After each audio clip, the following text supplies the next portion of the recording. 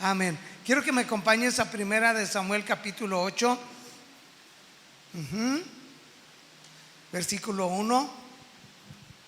Y agradecido con el honor que el Señor me concede de compartir su bendita y santa palabra. Y vamos allá. Si alguno, yo utilizo la Nueva Traducción Viviente, aunque parezca un disco rayado, pero para los que nos visitan por primera vez o han estado asistiendo y quieren la versión Nueva Traducción Viviente, pueden ir a la librería La Semilla Bookstore. Ahí tienen una variedad de esta versión en diferentes presentaciones, tamaños de letra, o acercarse con Mónica, ¿verdad?, que todavía tiene ahí su conexión en la semilla, y para que tú tengas la tuya. Hay una que anda por ahí súper bonita, negra, que ya habló conmigo César Olivas de que ya se la va a quedar, porque ya varios servicios, pues el que la compró no la lee, ¿verdad?, porque ni la extraña. No se crean, no se crean, a lo mejor no sabe dónde la dejó, pero ahí anda por ahí una Biblia. A ver, ¿ya la recuperaron? ¿No? Si hoy no se la llevan, César, la guardas para luego entregarla. Sí. Bueno, vamos a leer. Cuando Samuel envejeció, nombró a sus hijos como jueces de Israel. Joel y Abías, sus hijos mayores, establecieron su corte en Bérseba, pero ellos no eran como su padre, porque codiciaban el dinero, aceptaban sobornos y pervertían la justicia. Finalmente, todos los ancianos de Israel se reunieron en Ramá para hablar del asunto con Samuel. Mira, Samuel, le dijeron, ya eres anciano y tus hijos no son como tú. Danos un rey para que nos juzgue así como lo tienen las demás naciones. Samuel se disgustó con esta petición y fue al Señor en busca de orientación. Haz todo lo que te digan, le respondió el Señor, porque me están rechazando a mí y no a ti. Ya no quieren que yo siga siendo su rey. Desde que los saqué de Egipto, me han abandonado continuamente y han seguido a otros dioses. Y ahora te tratan a ti de la misma manera. Haz lo que te pidan, pero adviérteles seriamente acerca de la manera en que reinará sobre ellos un rey. Oramos.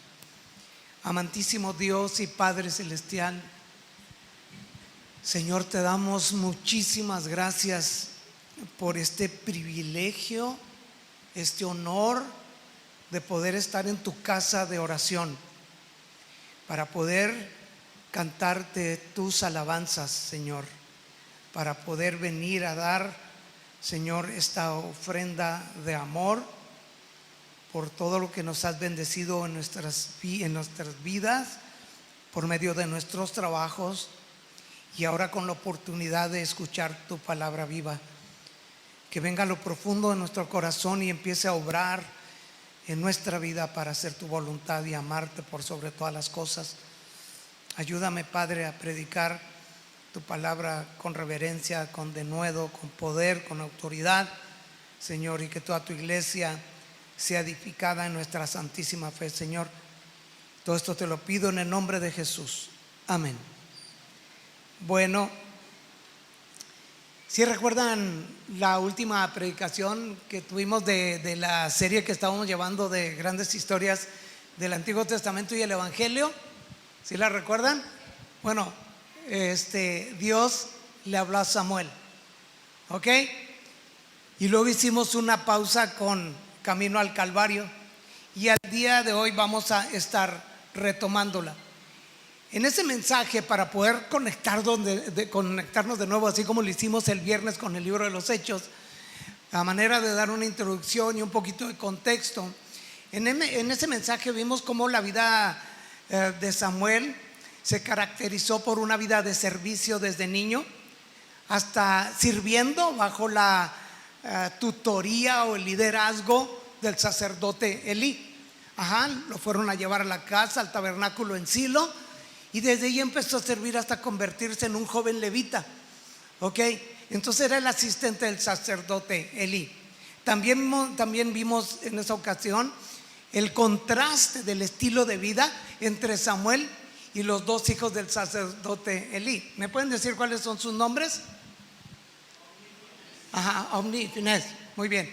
Entonces pues era un contraste porque ellos eran unos hombres impíos y Samuel un siervo de Dios.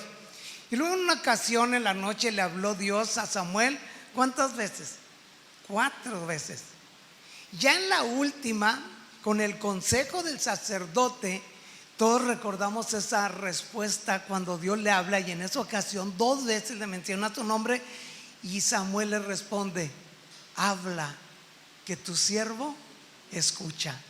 Y ese día Dios le dice que haría algo espantoso en Israel, de tal manera que le iba a retumbar los oídos a toda la nación. ¿Y a qué se refería Dios? Bueno, le dice a Samuel que venía el juicio sobre el sacerdote Elí y sus 2 hijos. Él le dice de la siguiente manera en 1 Samuel 3, 12 y 13: llevaré a cabo todas mis amenazas contra Elí y su familia de principio a fin. Les advertí que viene juicio sobre su familia para siempre. Y aquí le dice ¿por qué? Porque sus hijos blasfeman a Dios y Él no los ha disciplinado. Y todo esto se cumplió tal y como fue dicho. Los filisteos derrotan en una guerra a Israel y se llevan el arca de la alianza. Cuando viene el mensajero a darle la noticia a Elí, le dice: Israel fue derrotado por los filisteos. Le contestó el mensajero: masacraron a la gente, también mataron a sus 2 hijos, Ofni y Finés, y capturaron el arca de Dios. Cuando el mensajero mencionó lo que había sucedido al arca de Dios, Elí, sentado, cayó a sus espaldas y se desnucó, porque él era un hombre viejo y gordo. Gordo en ese sentido por un descuido de su vida. Entonces le pudo tanto lo que le sucedió al arca que no le importó la muerte de sus hijos, o fue secundario, porque la Biblia dice que cuando eso le dicen, cuando escuchó lo que el mensajero le dijo de lo que le había sucedido al arca, termina muriéndose. ¿Ok? ¿Qué fue lo que ocurrió después? Bueno, vamos a así una reseñita.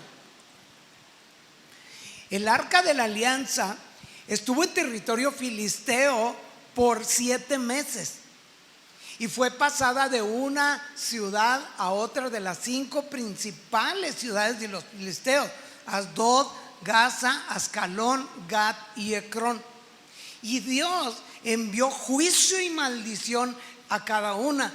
En la primera recordamos al dios Dagón, como ante la presencia del arca cae, ¿verdad?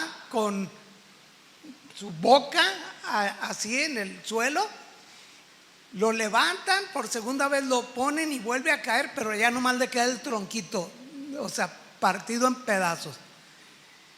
Entonces, en esa desesperación, pues los filisteos regresan el arca a Israel en Bet-Semes, y de ahí a Kiriat Jearim, donde permanece por 20 años bajo el cuidado de Eleazar, hijo de Abinadab. 20 años. Ok. Luego Israel derrota a los filisteos, ya con Samuel como juez, sacerdote y profeta del Señor. Y a partir de ese momento, dice 1 Samuel 7, 13 al 15, los filisteos fueron sometidos y no volvieron a invadir a Israel por algún tiempo. Y durante toda la vida de Samuel, la mano poderosa del Señor se levantó contra los filisteos.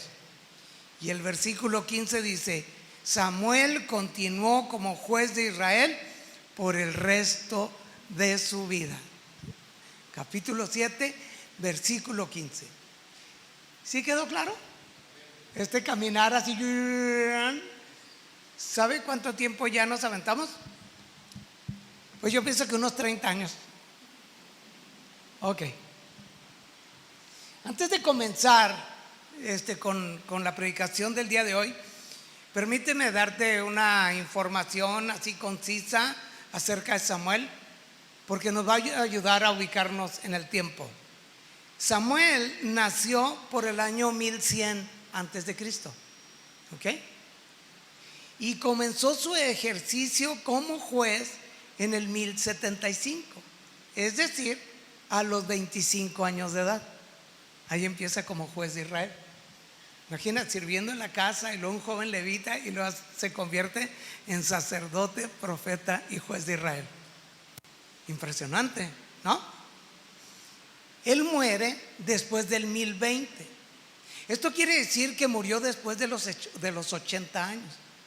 Ahora, capítulo 7, versículo 15, ¿qué leímos? Que Samuel continuó como juez de Israel por el resto de su vida.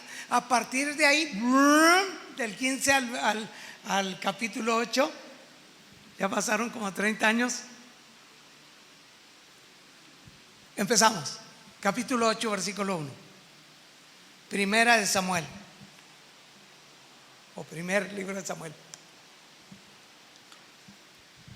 Cuando Samuel envejeció, bueno, hasta ahí me quedo. 7:15 al 8:1, pues ya está viejo. Dice que aquí ya nos encontramos con un Samuel quizás entre 55 y 60 años. Vamos a leer de nuevo. Cuando Samuel envejeció, nombró a sus hijos como jueces de Israel. Vamos a leer los 3 primeros versículos y los dejamos aquí en la pantalla. Joel y Abías, sus hijos mayores, establecieron su corte en Bérseba, pero ellos no eran como su padre, porque codiciaban el dinero, aceptaban sobornos y pervertían la justicia. Al leer estos 3 primeros versículos, en lo personal, cuando lo leí y empecé a meditar y a leerlos y detenerme ahí, me dejaron una sensación de tristeza, de mucha decepción, de coraje, pero sobre todo una advertencia hacia mi propia vida y para todos aquellos que son padres.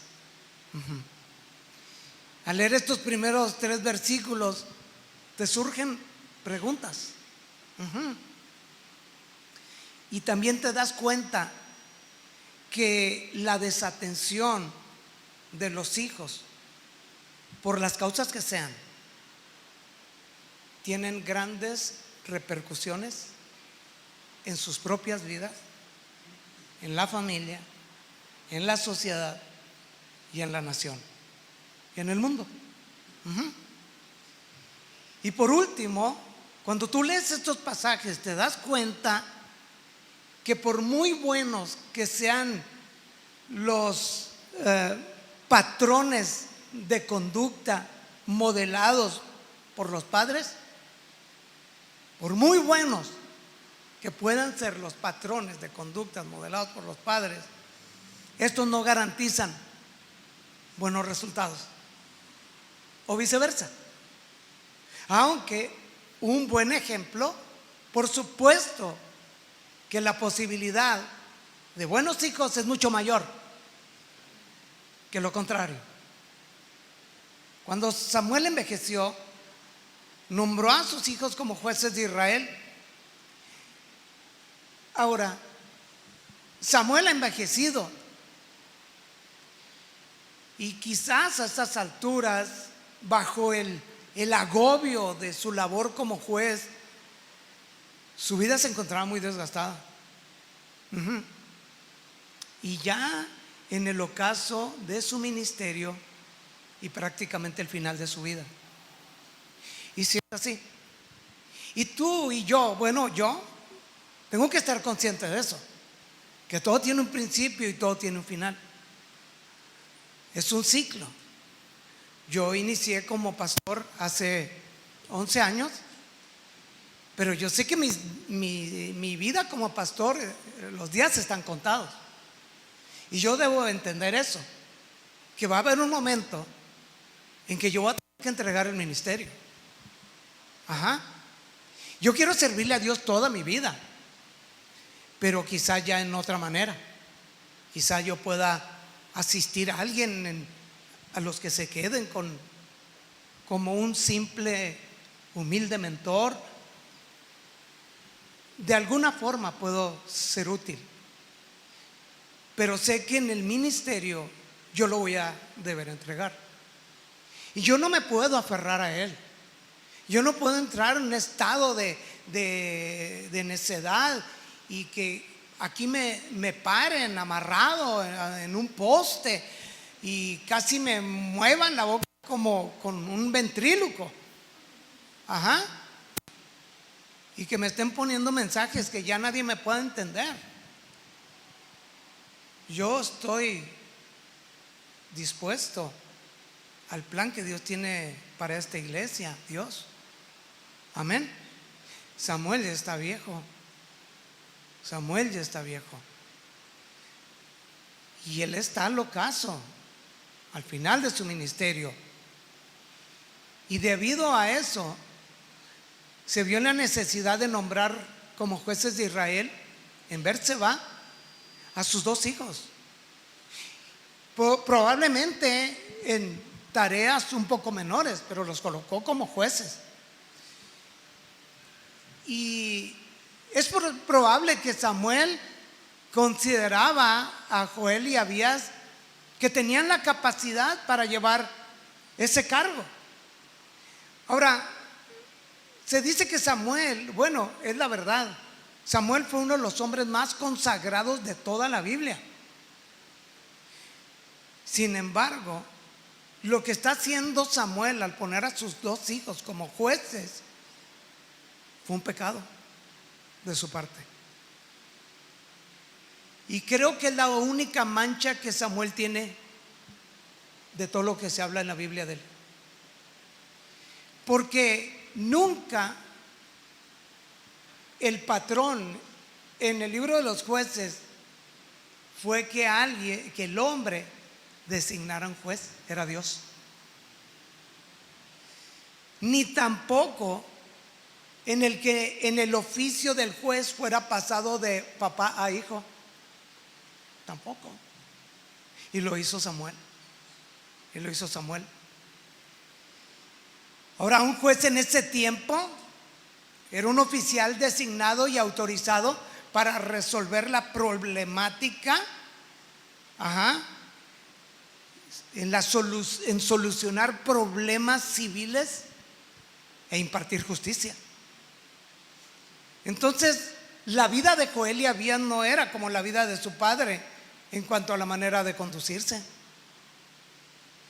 Cuando tú recorres las páginas de la Biblia donde se nos habla de Samuel, puedes comprobar que fue un hombre con una integridad moral ejemplar en toda la extensión de la palabra. Y qué contraste de vida, ¿no te parece? Ahora, ¿qué caracterizaba a los hijos de Samuel? Bueno, codiciaban el dinero. La codicia, para entender o reforzar lo que entendemos, es un deseo, es una pasión desordenada. Y quiero que vean la descripción. Es un deseo que no tiene freno, es desmedido, es excesivo, es irreflexivo. O sea, no hay racionamiento. Y además es deshonesto de poseer lo que a otros le pertenece. ¿Ya te diste cuenta? Es el deseo de aumentar lo de uno, apropiándose lo que le pertenece a otros. Ellos codiciaban el dinero de esa manera. La codicia es una tendencia hacia el mal, hacia la ambición, hacia la fascinación de las riquezas. Y mucho ojo, la codicia no le presta atención a la ley de Dios. ¿Ves el contraste de Samuel con la vida de sus hijos? Además, ellos aceptaban sobornos. En pocas palabras, mordida. Así de sencillo. Aceptaban regalos, aceptaban presentes, recompensas, pero de manera ilícita. ¿Ok? El soborno consiste en ofrecer a otra persona, en este caso a un funcionario público, casi siempre secreto o bajo mano.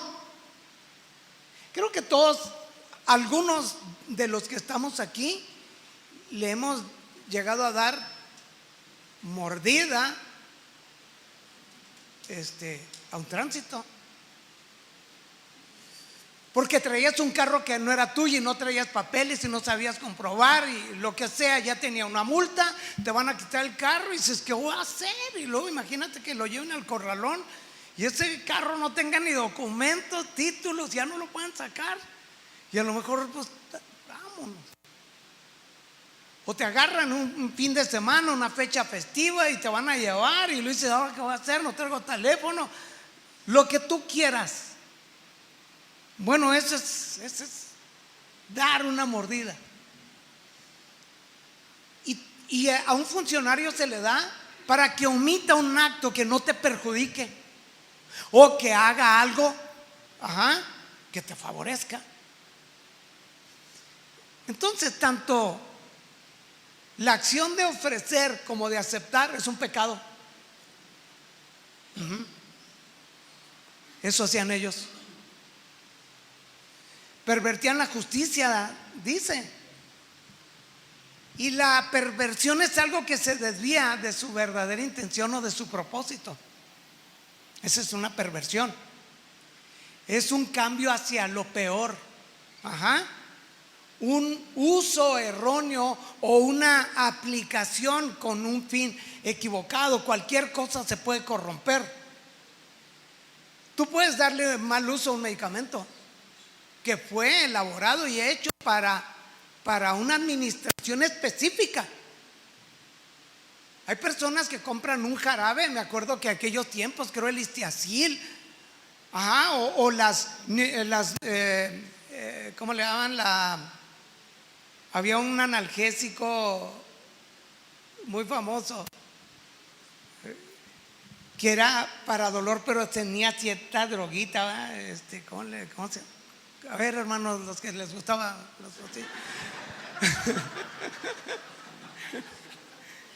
bueno, esos jarabitos, ay, dale para que duerme el niño, ¿verdad? Porque traían un sedante. Pero las personas ahí van drogadictos a comprarlo para darle un mal uso, para drogarse.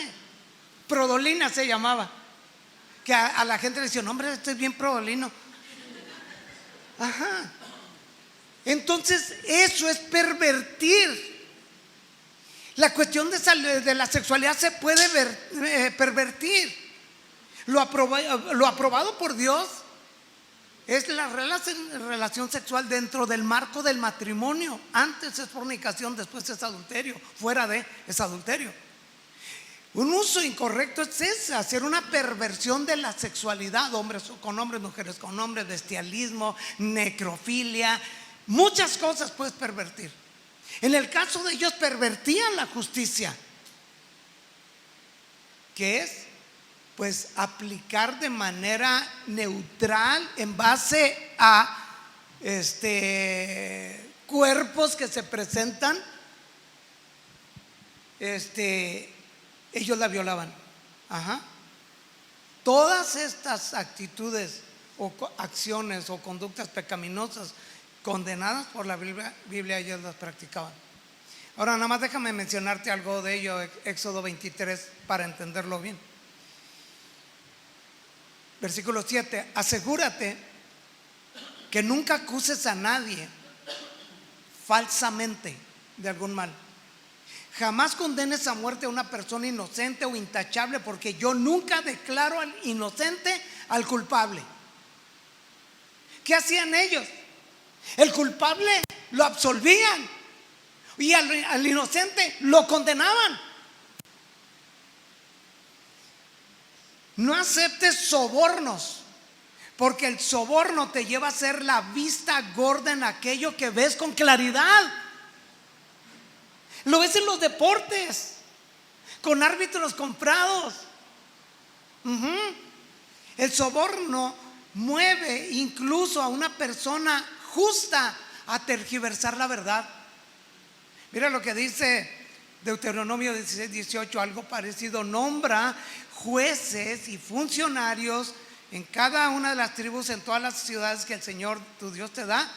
Ellos tendrán que juzgar al pueblo con justicia. Por ninguna razón tuerzas la justicia ni muestres parcialidad. Jamás aceptes un soborno, porque el soborno nubla los ojos del sabio y corrompe las decisiones de los íntegros. Y último, Proverbios 17:23. Hay infinidad de pasajes. Es más, lo ves con la moneda, ¿verdad? Una balanza pues manipulada. Los perversos aceptan sobornos a escondidas para pervertir el curso de la justicia. Versículo 3. Pero ellos no eran como su padre, porque codiciaban dinero, aceptaban sobornos y pervertían la justicia. Ahora surge la pregunta: ¿acaso Samuel ignoraba la conducta de sus hijos?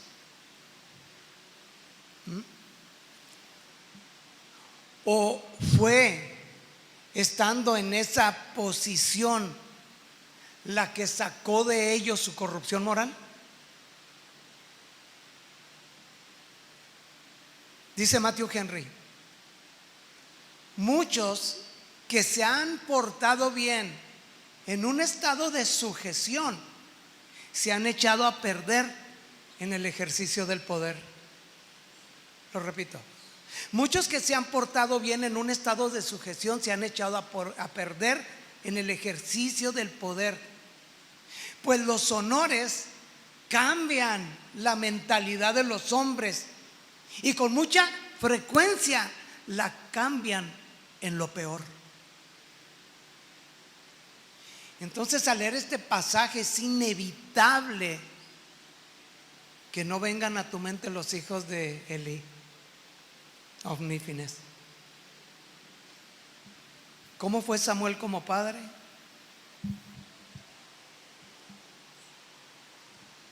Muchas veces sucede que yo me puedo afanar de tal manera como pastor, tratando de ayudarle a toda la congregación a resolver todos sus problemas, que bien pudieron resolverlos la congregación con la ayuda de Dios, no siempre buscando el consejo en algo que puedes resolverlo tú. Me refiero a situaciones que dices tú: oye, no la riegues, mano. O sea, lo estás levantando a las 4 de la mañana para que te recuerde un texto de la Biblia. Es un ejemplo, O sea, yo me puedo afanar de tal manera en que la iglesia esté estable, los matrimonios, los hijos y todo, que yo descuide a mi familia. Mi familia es el primer rebaño que yo debo cuidar. Y no me malentienda, Dios me ha llamado como pastor a cumplir con esta labor, pero Dios me llama a que yo no desatienda mi casa. Amén. ¿Cómo fue Samuel como padre? Bueno, cuando tú ves los nombres que le pone a sus hijos, por ejemplo, Joel es Dios es su Señor. Abías es Dios es mi Padre. Tú te das cuenta quién era Dios para Samuel. Y al tú y yo saber la importancia de lo que era un hombre en ese tiempo a quien se le asignaba, porque sabía que lo iba a afectar por el resto de su vida. ¿Te das cuenta lo que Samuel quería para sus hijos? Que ellos supieran que ellos habían sido dedicados y consagrados a Dios, y que vivieran dando honor a lo que su nombre significaba, y que los afectara por el resto de su vida. Pero ¿qué pasó? Vuelvo a lo mismo. El afán de ser un juez para toda una nación le hizo perder de vista a sus hijos. Entonces yo te digo, ¿te das cuenta de la importancia de aprender, subraya, aprender a ser padres conforme al corazón de Dios? Entonces ya te das cuenta de la inmensa responsabilidad que tenemos como padres, porque cuando estemos delante de la presencia de Dios nos va a decir: ¿dónde está tu esposa? ¿Dónde están tus hijos que yo te di? Y aun cuando cada uno es responsable de rendir cuentas a Dios, y sobre todo cuando son ya mayores de edad, ¿sí? ¿De acuerdo? Porque padre ni madre dejas de ser. Y sé que un hijo ellos no pueden evitar que tú ores por ellos, ¿verdad? Quizás te cierran las puertas, quizás ya no hay manera de vincular con ellos, o simplemente dice: respeta mi vida, tú tu vida, tú y Dios, la iglesia y lo que tú quieras, pero permíteme, respeta mi vida, no pases de esta línea. Ajá, amén. Nadie puede invadir la vida de otro, ¿verdad? Pero nosotros vamos a dar cuentas a Dios. El padre es responsable directo delante de Dios de instruir y de disciplinar a la familia y de guiarla en los caminos de Dios. Hombres que están aquí, futuros padres o jóvenes, o sea, deben tenerlo muy en claro. ¿Ok? Tú eres llamado a ser cabeza y líder. Tú no estás llamado a seguir a tu esposa ni a tus hijos. Tú debes ser sensible al consejo que ellos puedan darte para que tú seas mejor padre, mejor esposo, para que afirmes ese liderazgo piadoso, amoroso, humilde, no tirano, no despótico, no de dictaduría. Ajá. Amén. La mujer sigue bajo un cubrimiento de amor, para que no me malentiendan. Entonces hay algo que el texto también nos muestra, lo que les dije al principio: el hecho de ser buenos padres no nos asegura de que nuestros hijos vayan a ser buenos hijos. Amén. Amén. ¿Continuamos? ¿Estoy siendo claro? ¿Sí? Lo que acabo de decir, mujeres, no vayan a tener una interpretación correcta. Yo estoy en contra del machismo, que quede claro. Y reconozco las aptitudes, los dones y la gracia, inclusive ese liderazgo que muchas mujeres tienen. Amén. Finalmente todos los ancianos de Israel se reunieron en Ramá para hablar del asunto con Samuel.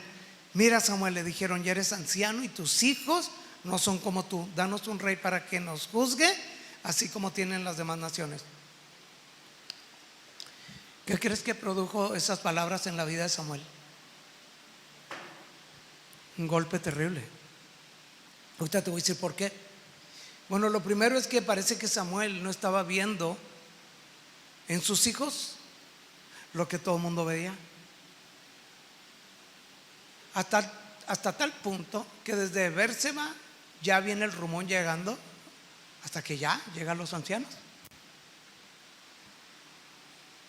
Entonces tú dices: ¿se cegaba la conducta de sus hijos? Pudiera ser. Era humano. Y esa es una debilidad muy grande que tenemos los padres, de cegarnos. de sentir que nuestros hijos van a ser esos angelitos para toda la vida. Nuestros hijos va a llegar un momento que van a tener que tomar una decisión y responder al evangelio de la gracia, porque la salvación no se hereda. Amén. Ellos van a tener que tomar una decisión de aceptar, reconocer a Cristo o rechazarlo y despreciarlo. Pero nuestra labor es empezar a instruirlos en el temor de Dios. Amén, amén. Entonces posiblemente Samuel se estaba cegando a la conducta de sus hijos, pero también pienso, a lo mejor no, porque la Biblia no dice eso, como si lo dijo de Elí. Por eso envió el juicio a Elí, porque él no los disciplina, porque ellos blasfeman. Entonces Samuel, el ritmo de Samuel es que cada año él recorría Betel, Gilgal y Mizpa, y luego regresaba a su hogar en Ramá. Era intenso, y sus hijos estaban a una gran distancia en Bérseba, ejerciendo su labor como jueces. Samuel es un anciano, ¿sí entiendes? A mí se me olvidan mucho las cosas, ya me rechinan los huesos. De repente se me queda trabada la mano. Ay, ayúdenme a enderezarla, ¿no? Haciendo un paréntesis, a mí de los trabajos que me hubiera gustado mucho hacer es mesero, la verdad. Pero yo pues dije, no lo haría de mesero. ¿Por qué? Porque yo no tengo fuerza en mis manos como para estar charoleando. Entonces yo decía, pues sí, está padre, pero no. Bueno, ya, eso no lo dije. Entonces imagínate estar tan ocupado al punto de que descuida la educación de sus hijos. Ahora déjame decirte, ¿cómo se sintió Samuel cuando fue convocado a esa junta por parte de los ancianos de Israel? Esos hombres sabios, esos hombres ilustres, para hacerles saber de la conducta de sus hijos. Imagínate. Hay veces que nuestros hijos no son lo que quisieran ser por no deshonrarnos, y quisiéramos decirle no. O sea, tú no hagas las cosas por mí. Es difícil, ¿verdad? Porque mis hijas pueden decir, bueno, es que yo quisiera hacer esto, o realmente no quiero el cristianismo. Y a lo mejor si yo no puedo gobernar mi propia casa, ¿cómo hago gobernar la iglesia de Dios?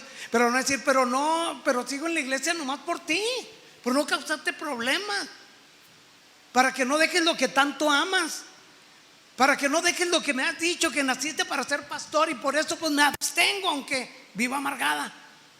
Imagínate que mis hijas pensaran así. Entonces él, lo primero que sintió cuando fue convocado, creo yo, que fue una profunda vergüenza.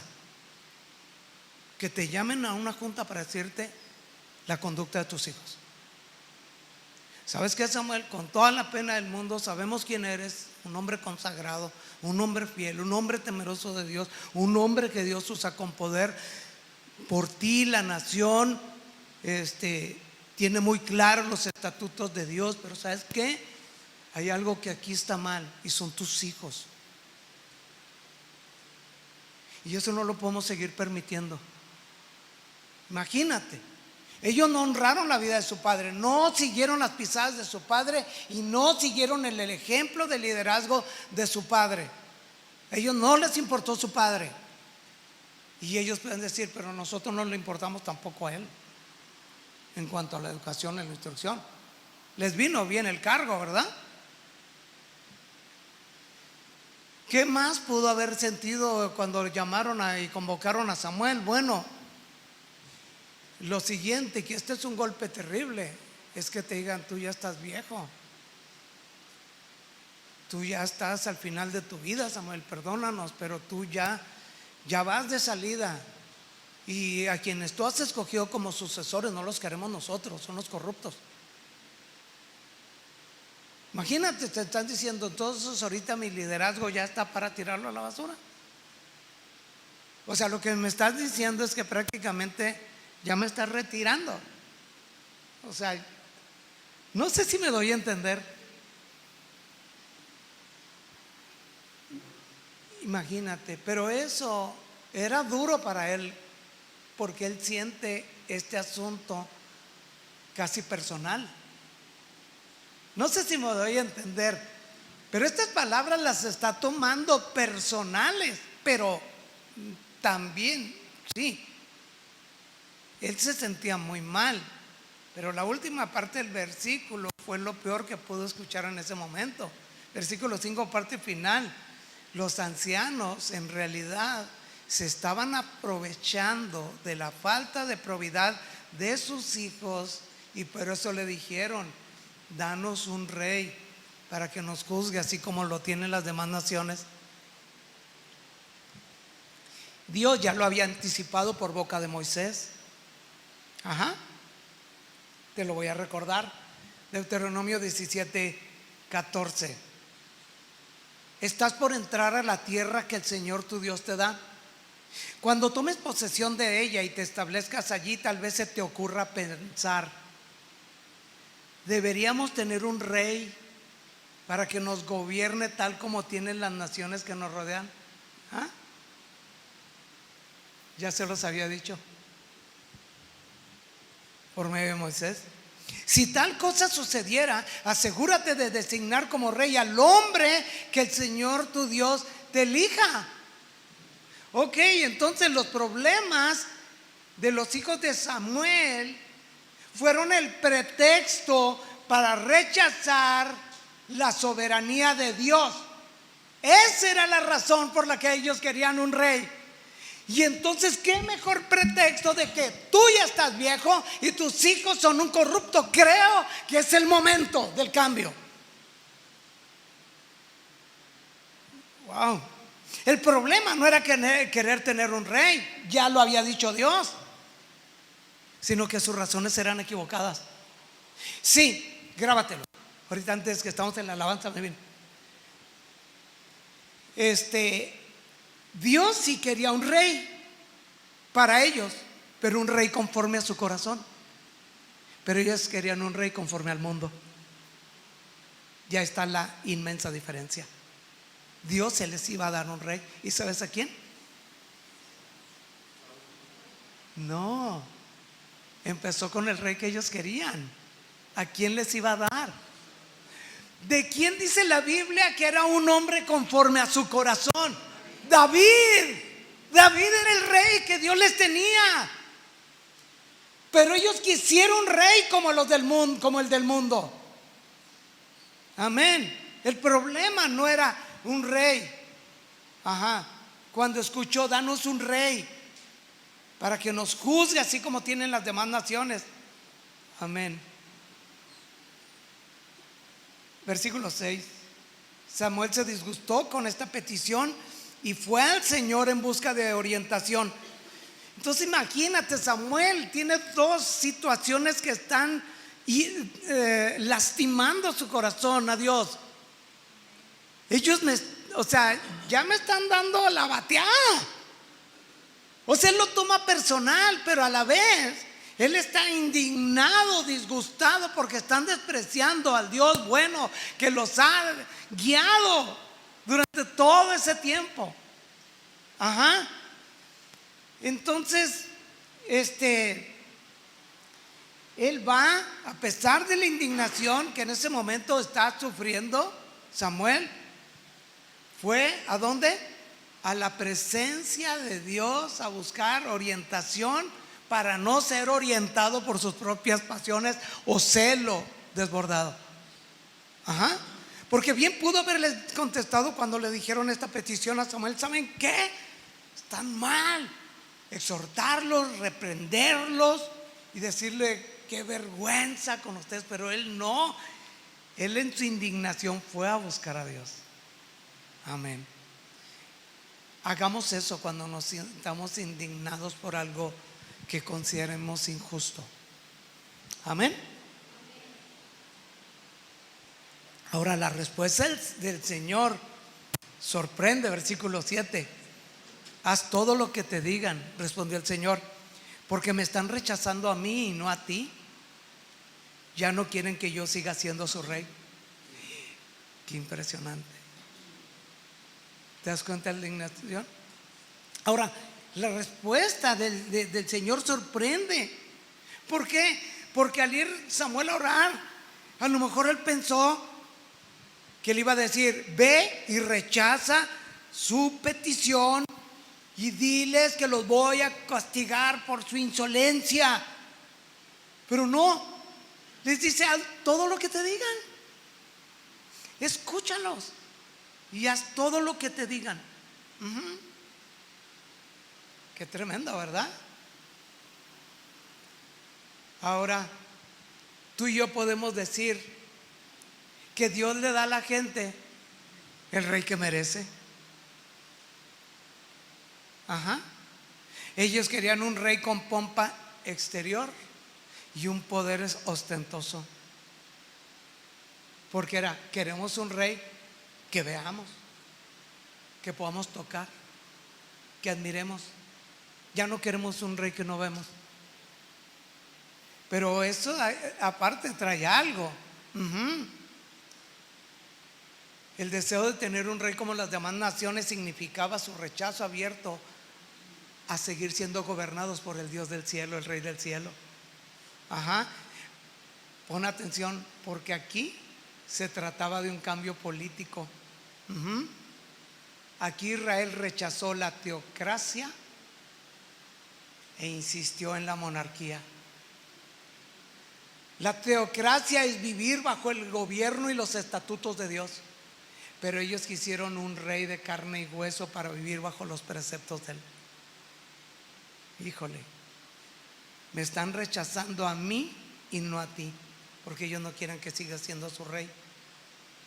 Entonces, sin embargo, el hecho que Dios le dijera esto a Samuel no restaba mucho el dolor y la indignación. Déjame decirte algo. Fíjate cómo les dice: me están rechazando a mí, no a ti. Sufrir el rechazo es una de las heridas emocionales más profundas que el ser humano puede experimentar, porque es sentirse despreciado, excluido y sacado de la vida de alguien más, de un grupo, de una familia. Porque un hijo que siente el rechazo de los padres es lo peor que puede sufrir. Está dentro de una casa, pero no es parte de la familia. Es sacarte de una comunidad. Alguien en la iglesia se puede sentir excluido, pero imagínate que sea un sentimiento que es cierto, porque se le excluye. A lo mejor puede tener percepción equivocada y eso no es correcto. Es un sentimiento infundado, porque el enemigo puede decir: mira, tú nadie te quiere, tú, y puede ser una mentira del diablo. ¿Cómo te sientes cuando presentas el evangelio y la gente lo rechaza? ¿Cómo te sientes? ¿Te sientes triste? ¿Te duele mucho que rechacen a tu Salvador? Samuel se siente así, y es normal, a pesar de que Dios le está diciendo: no lo tomes personal, a ti no te están rechazando, a mí me están rechazando, ya no quieren que sea su rey. Ahora, cuando yo pienso en Jesús, Jesús siempre sufrió un rechazo desde antes de nacer. ¿Te acuerdas cuando María va embarazada a punto de dar a luz? José, no hubo lugar para ellos en el mesón. Ni siquiera alguien pudo decir: viene embarazada, va a dar luz. No, si quiere pásele, yo le dejo mi cuarto. No hubo nadie. La Biblia dice que lo suyo vino y los suyos, una de las versiones dice, lo rechazaron. ¿Te acuerdas cuando sanó a aquel endemoniado gadareno? ¿Qué le dijo a la comunidad? Vete de aquí. Rechazaron a Dios como rey. ¿Y sabes qué es lo más terrible? que Israel estaba a punto de dejar de ser el pueblo del inigualable Dios para ser como las demás naciones. Dios le dijo: ¿qué nación tiene un Dios como tú?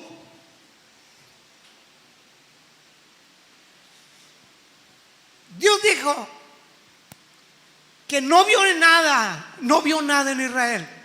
Eras el menor de todos, el más despreciable. Imagínate.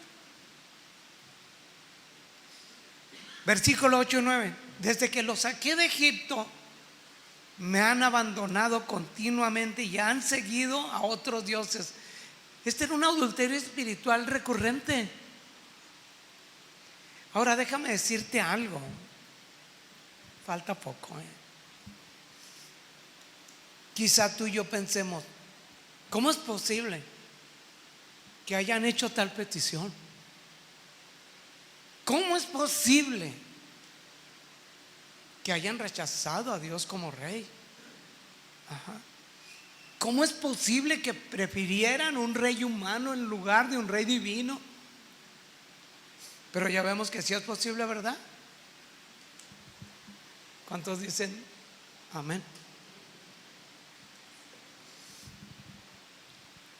Nos hemos puesto a pensar cuántas veces como cristianos no hemos querido vivir bajo el señorío de Cristo para hacer lo que nos agrada fuera de su voluntad.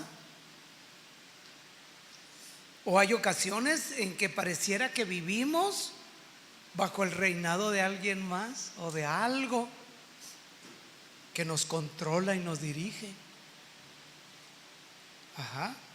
Puede ser la influencia de otra persona en una relación afectiva que se convierte en tu rey o en tu reina, y por la cual o por el cual estás dispuesto a dejar la iglesia y a dejar de venir a los servicios porque su voz es más importante o tiene mayor peso que tus convicciones.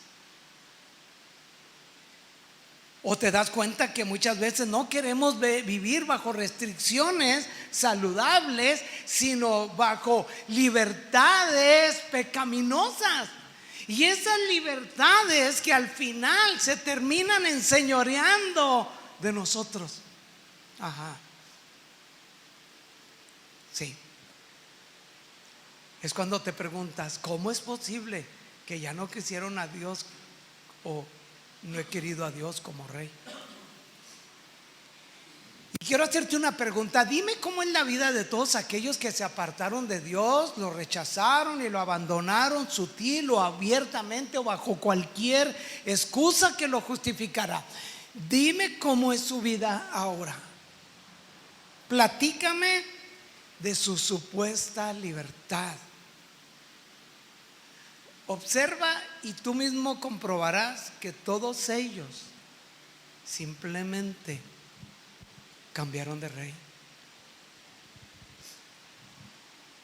Amén. Un nuevo rey los gobierna. Ahora, ¿sabes en el fondo qué más significaba esta petición que le hicieron a Samuel? Pon atención a lo que Dios le dice en la segunda parte del versículo 8.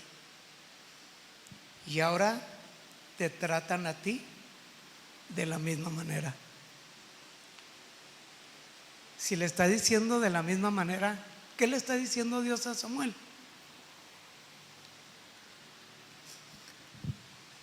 Ya te rechazaron a ti y también ya te abandonaron.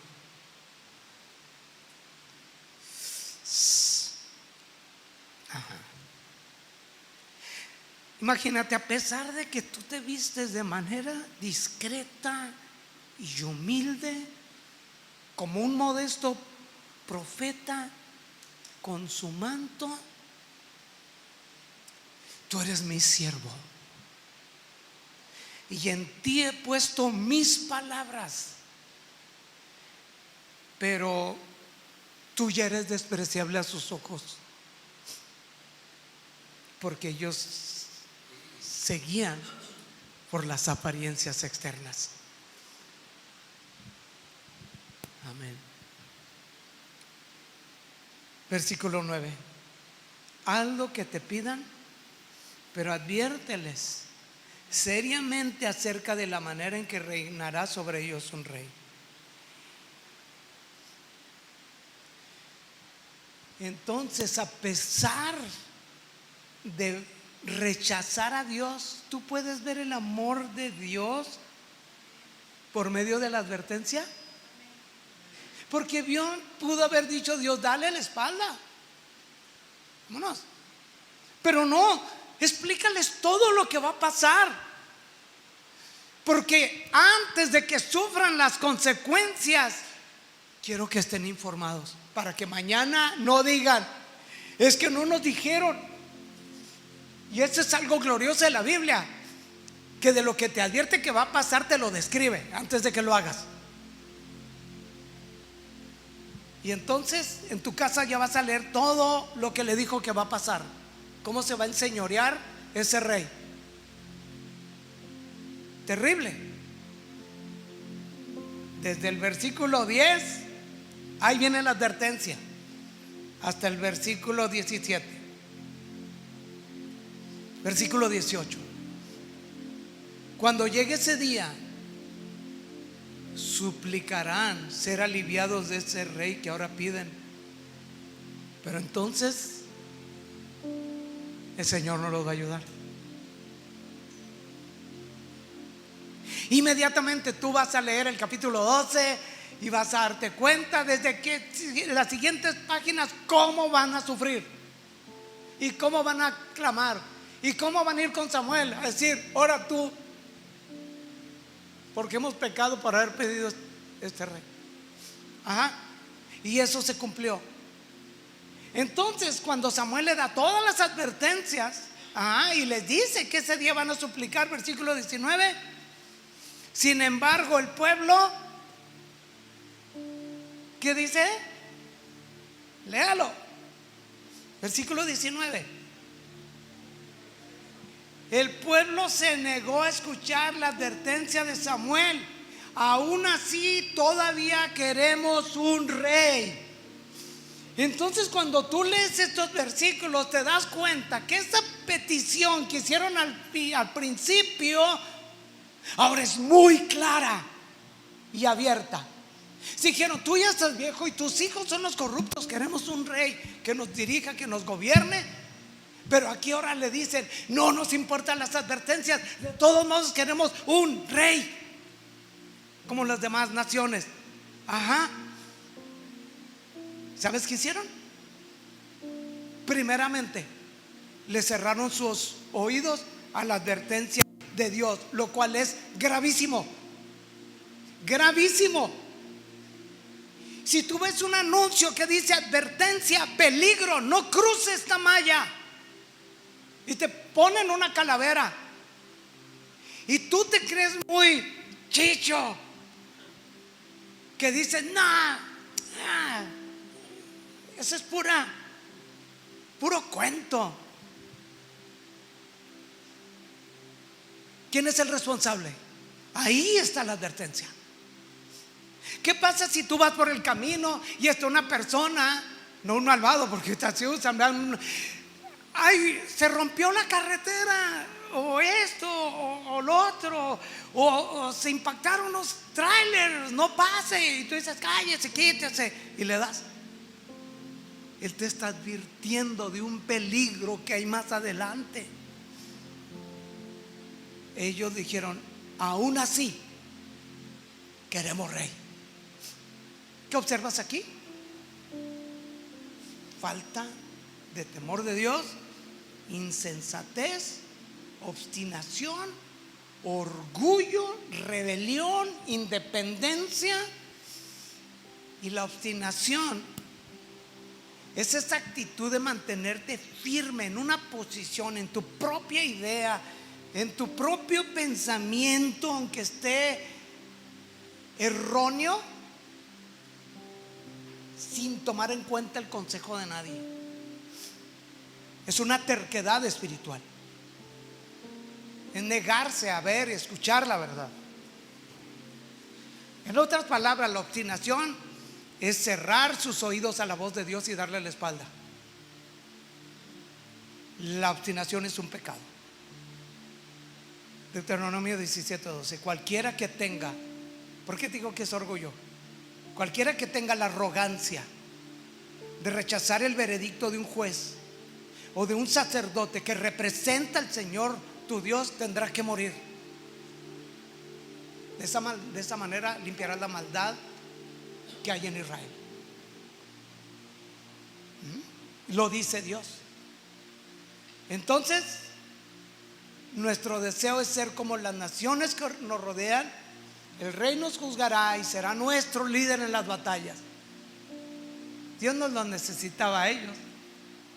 Dios en ocasiones les dice: estad quietos y van a ver la salvación de Dios. ¿No decían: Jehová es mi guerrero? Pero no lo quisieron. Dios quería hacer algo especial en ellos, pero ellos querían ser como los demás. Así que ser como las demás naciones, ese tipo de imitaciones son sumamente peligrosas. Porque cuando la iglesia quiere ser como el mundo, pierde toda identidad y deja de ser iglesia.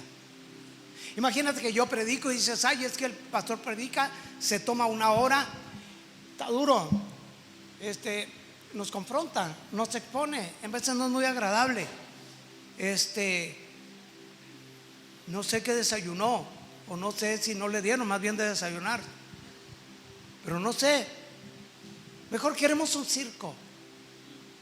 Queremos un circo como ahora se presenta en los teatros. Ahora queremos un show. Ya no queremos la verdad de Dios.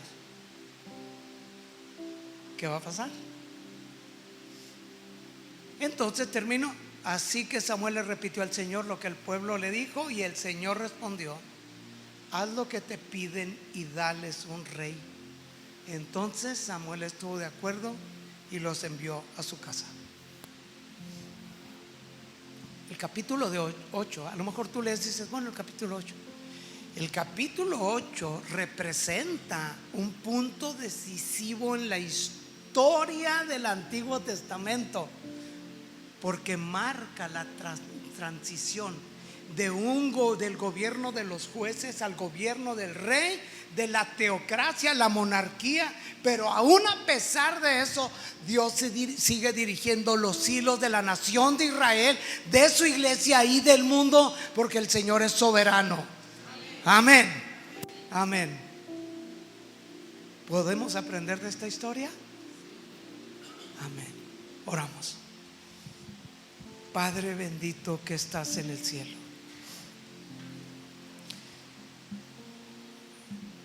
alabado sea tu nombre, Señor. Guárdanos en tus caminos. Siempre es el Señor de nuestras vidas, el pastor de nuestras almas, nuestro Rey. Y ayúdanos a seguirte. Líbranos de cometer estas locuras que tú nos narras en la Biblia y que son relevantes hoy en nuestros días. Santifica nuestros corazones para que te teman, para que te sirvamos todos los días de nuestra vida y lo hagamos con todo el corazón. Ayúdanos a ser padres conforme a tu corazón. Ayúdanos a atender primero nuestro rebaño, a nuestra esposa y a nuestros hijos. Guíanos en tus caminos, Señor, y ayúdanos a cuidar de tu iglesia, de tu rebaño. Guarda esta congregación, Padre. Te pido que el día que yo ya no pueda seguir aquí, sean hombres llamados por ti, apasionados por ti, consagrados a ti, dispuestos, Señor, a someterse a tu señorío y predicar a tu palabra a tiempo y fuera de tiempo. Ayúdalos y ayúdame a mí hasta el final de mi servicio Levanta hombres conforme a tu corazón, llamados por ti, confirmados por la iglesia. Espíritu de Dios, ayúdanos a vivir en el poder de tu Espíritu. Bendigo a cada vida en tu nombre, Señor, y que esta palabra haya resultado de mucha bendición a sus almas. Y que también, Señor, el recordar la Santa Cena, Señor, sea un recordatorio vivo y activo a nosotros. Te doy las gracias por tu palabra en el nombre de Cristo Jesús. Amén.